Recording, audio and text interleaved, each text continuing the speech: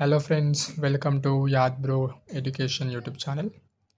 So ఈరోజు exercise 1.2లో next problem చూద్దాం. థర్డ్ ప్రాబ్లం వచ్చేసి check whether 6 power n can end with the digit 0 for any natural number. 6 power n ఇచ్చారు. So n ప్లేస్లో ఏదైనా ఒక న్యాచురల్ నెంబర్ పెడితే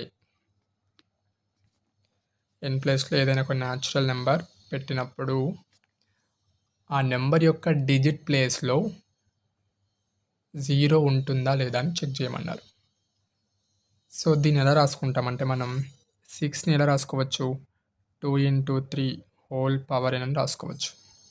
సో అయితే మనకు ఒక ఫార్ములా ఉంటుంది, ఏంటంటే అది 2 into 5 whole power n.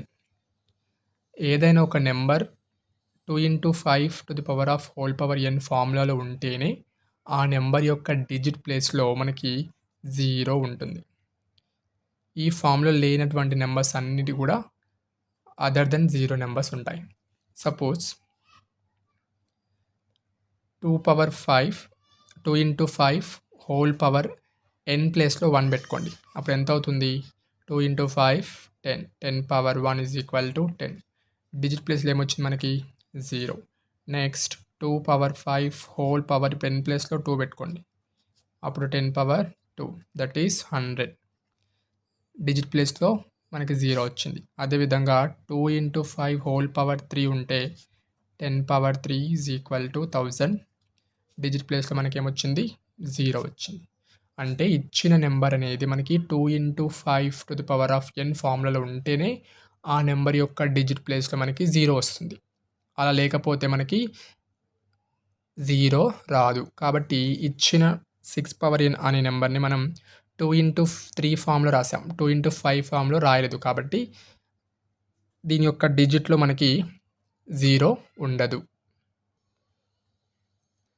So కాబట్టి మనం ఫైనల్గా ఏం రాస్తామంటే, if the factors are 2 and 5 then the power of the number will end with 0. There is no 2 into 5 to the power of 2 into 5 to the power of n form. That's why therefore 6 power n can not end with 0 అని రాస్తాం. Next problem, explain why 7 into 13 into 13, 7 into 11 into 13 plus 13 and 7 into 6 into 5 into 4 into 3 into 2 into 1 plus 5 are composite numbers. So already ముందు వీడియోలో మనం చూసాము composite numbers అంటే ఏంటి. Composite numbers అంటే prime numbers కాని నెంబర్స్. అంటే ప్రైమ్ నెంబర్స్ అంటే వాటికి ఓన్లీ 2 ఫ్యాక్టర్స్ ఉంటుంది, 1 అండ్ అదే నెంబర్గా కామన్ ఫ్యాక్టర్గా ఉంటుంది. కాబట్టి కాంపోజిట్ నెంబర్స్ అంటే 2 కంటే ఎక్కువగా మోర్ దెన్ 2 ఫ్యాక్టర్స్ ఉంటే దాన్ని కాంపోజిట్ నెంబర్స్ అంటాం. సో ఇప్పుడు ఇచ్చిన నెంబర్స్ మనము కాంపోజిట్ నెంబర్సా కాదా చెక్ చేయాలి. అంటే ఇచ్చిన నెంబర్స్ని మనం 2 ఫ్యాక్టర్స్ కంటే ఎక్కువగా రాయాలి, product of more than 2 factors రాయాలి. చూడండి దీన్ని ఎలా రాస్తానంటే, నేను 7 ఇంటూ 11 ఇంటూ 13 ప్లస్ 13. సో దీన్ని ఎలా రాస్తా అంటే, ఇక్కడ మధ్యలో ప్లస్ ఉంది కాబట్టి సో ఇదంతా ఒకటం ఇదంతా ఒకటం.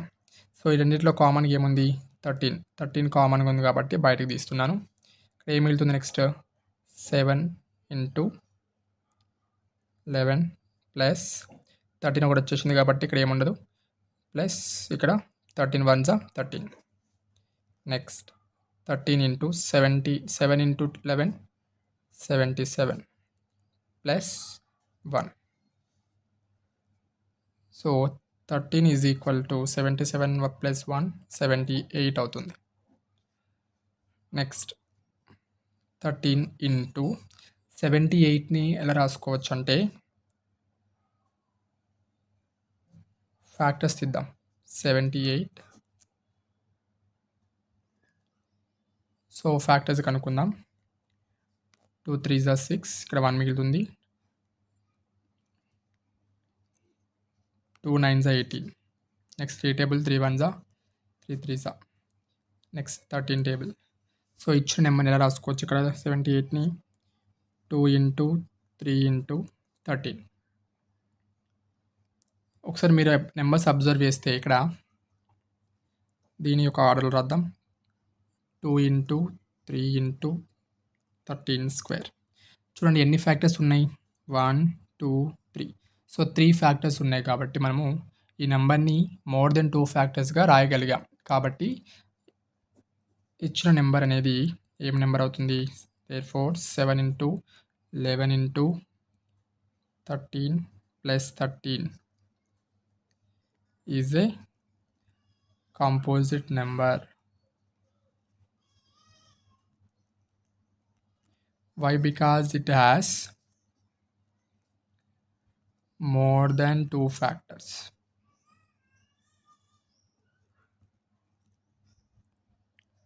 Okay. So next problem, how will you show that 17 into 11 into 2 plus 17 into 11 into 5 is a composite number? Explain. So ఇచ్చిన నెంబర్ అనేది కాంపోజిట్ నెంబరా కాదా, ఒకవేళ కాంపోజిట్ నెంబర్ అయితే ఎలా అవుతుందో నిరూపించాలి. Okay, the given number is 17 into 11 into 2 plus 17 into 11 into 5. So మనం ఇక్కడ అబ్జర్వ్ చేస్తే రెండిట్లో కామన్గా ఏముంది, 17 అండ్ 11. సో ఆ రెండు టర్మ్స్ని బయటకు తీద్దాం. 17 ఇంటూ 11 కామన్గా తీద్దాం. సో ఇక్కడ ఏం మిగులుతుంది, ఇక్కడ 2 మిగులుతుంది, ఇక్కడ 5 మిగులుతుంది. So next 17 into 11, 2 plus 7, 2 plus 5 ఎంత, 7. That is 17 into 11 into 7. So ఇక్కడ చూసినట్టయితే మనకి 17 ఉంది, 11 ఉంది, అండ్ ఇక్కడ 1 కూడా రాసుకోవచ్చు కదా. So it has a 3 factors. More than 2 factors ఉంటే మనం ఏమంటాం, కాంపోజిట్ నెంబర్స్ అంటాం. కాబట్టి ఇక్కడ ఇచ్చిన నెంబర్ అనేది composite number. It is composite number